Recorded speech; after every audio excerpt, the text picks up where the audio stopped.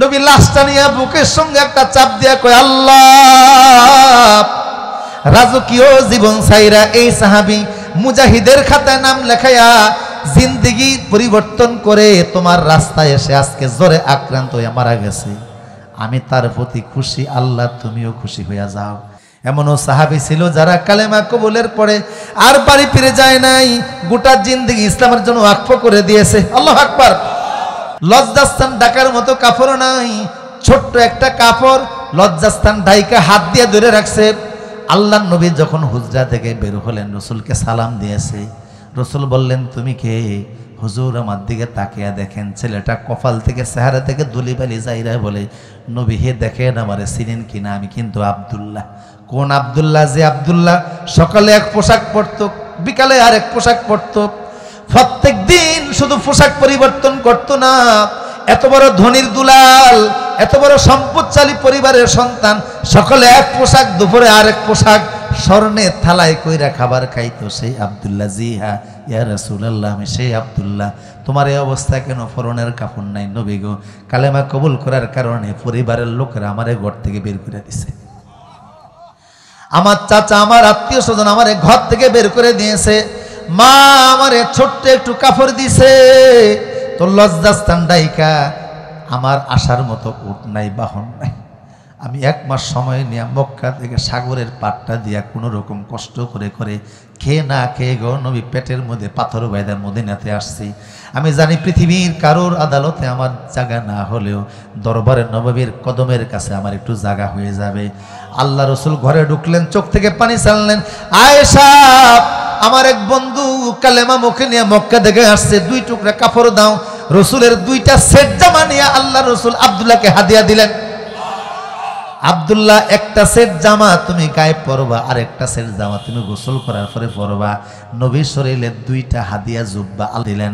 কোরআন তেলাওয়াত করেন রাসূলুল্লাহ। একদিন বলে, আব্দুল্লাহ রে তুমি কি চাও? বলে, নবী হে, কালেমা কবুল করার কারণে রাজকীয় জীবন হারাইছি, বাবা মারে হারাইছি, আত্মীয় স্বজন হারাইছি, পৃথিবীতে আল্লাহ রসুল ছাড়া আমার আর কেউ নাই। তবে আপনি দোয়া করে দেন আল্লাহর দিনের পথে যেন আমি আমার জীবনটা দিয়ে দিতে পারি। রসুল বললেন, ঠিক আছে, আমি দোয়া করে দিচ্ছি। তবে জ্বরেও তুমি যদি মারা যাও, আল্লাহ তোমার শাহাদাতের মৃত্যু দান করে দিবে। তো সাহাবী চলে গেছে তাবুকের যুদ্ধের ময়দানে। 1 মাস আল্লাহ রসুলের সঙ্গে তাবুকের মাঠে ছিল। তাবুকে কাফেরেরা রসুলের মোকাবেলা করতে আসতে পারে নাই, সাহসে দেয় নাই। কারণ নবীর শরীরে এমন এক বৈশিষ্ট্য ছিল, রসুল বলতেন, নুসিরতু বির-রু'ব, আমি যেই জায়গায় দাঁড়াই ওই জায়গার 1 মাসের এরিয়ার মধ্যে যদি কোনো কাফের দাঁড়ানো থাকে, আমার কারণে তার কলিজার মধ্যে আল্লাহ কম্পন সৃষ্টি করে দেন। সে আমার সামনে দাঁড়ানোর মতো সাহস পায় না। তা আল্লাহর নবী 1 মাস থাকার পরে তাবুকের ময়দান থেকে ফিরতেছে। প্রতিমধ্যে আব্দুল্লাহ জ্বরে আক্রান্ত হয়ে গেলেন, তিনি মারাও গেলেন। আল্লাহ রসুল বলেন, সাহাবীরা, আমার আব্দুল্লাহকে তোমরা কেউ কবরে নামাবা না, জানাজা পড়াবা, তবে আমি রসুল নিজে পড়াবো। রসুল জানাজা পড়াইয়া বললেন, আমি নিজে কবরে নামাবো, আর কেউ নামবা না। আল্লাহ নবী একা কবরে নামলেন, বললেন, আবু বকর, ওমর, আমার আব্দুল্লাহকে আমার বুকে তুইলা দাও। আবু বকর, ওমর রসুলের হাতে সাহাবীকে তুইলা দিয়েছে। নবী লাশটা নিয়ে বুকের সঙ্গে একটা চাপ দিয়া কয়, আল্লাহ, রাজকীয় জীবন ছাইরা এই সাহাবী মুজাহিদের খাতায় নাম লেখায়া জিন্দেগি পরিবর্তন করে তোমার রাস্তায় এসে আজকে জ্বরে আক্রান্ত হয়ে মারা গেছে। আমি তার প্রতি খুশি, আল্লাহ তুমিও খুশি হইয়া যাও। আব্দুল্লাহ ইবনে মাসউদ কবরের পারে দাঁড়িয়ে চিৎকার করে বলল, ও আব্দুল্লাহ, আজকের কবরে তুই না হইয়া যদি আমি আব্দুল্লাহ ইবনে মাসউদ হইতাম, আমার কপালটা অনেক ভালো হইতো। কারণ রাসূলুল্লাহ বুকের মধ্যে লাগায়া বলছে, তোর প্রতি রাসূল খুশি হইয়া গেছে।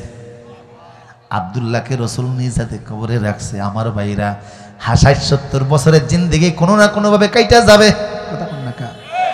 এই জিন্দেগি কোনো না কোনো ভাবে কাইটা যাবে। আর এখন ফুজাতিল মউত, হঠাৎ মৃত্যু। টাকা থাকলে কি হবে? হসপিটাল নেওয়ারও তো সুযোগ নাই।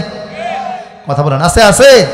ব্যাংক ভর্তি টাকা, অ্যাকাউন্টে যাওয়ার সুযোগ নেই, চেক বই আগে দেওয়ার সুযোগ নেই। ফসছে আর মরছে। 60-70 বছরের জিন্দেগি কোনো না কোনো ভাবে কাইটা যাবে।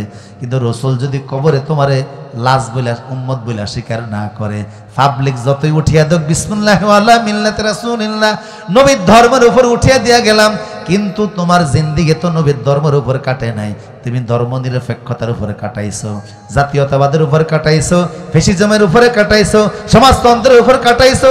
সিদ্ধান্ত নাও ৬০-৭০ বছরের জিন্দিগি তো কাইটেই যাবে, যতদিন বাইচে থাকবো আল্লাহর ইসলামের পতাকা বুকে ধারণ করে জীবন কাটাবো।